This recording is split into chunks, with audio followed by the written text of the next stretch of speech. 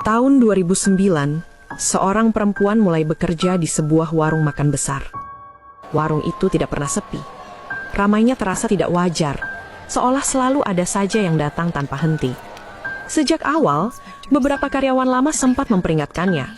Mereka bilang tempat itu bukan sekadar warung biasa. Namun ia tidak terlalu memikirkan hal itu.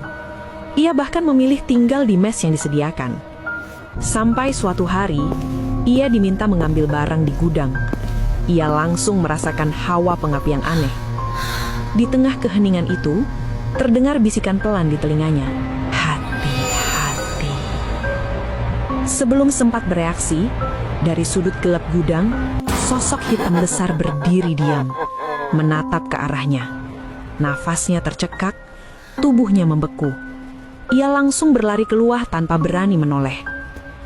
Sampai suatu hari, ia mendengar percakapan rombongan santri yang baru datang. Mereka mengaku melihat sesuatu yang tidak terlihat oleh orang lain.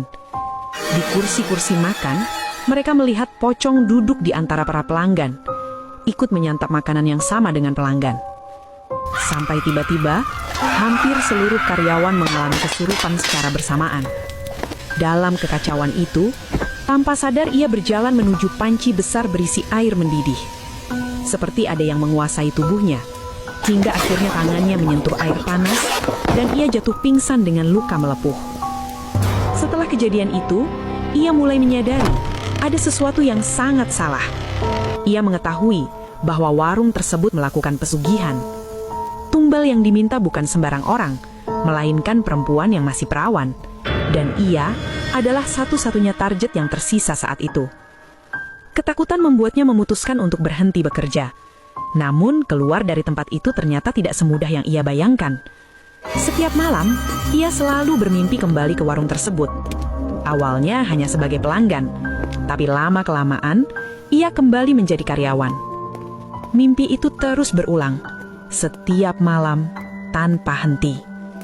Dalam mimpi, ia menemukan sebuah tangga tersembunyi yang tidak pernah ada di dunia nyata. Saat ia hampir membuka pintu di ujung tangga, terdengar suara keras berteriak, "Jangan!"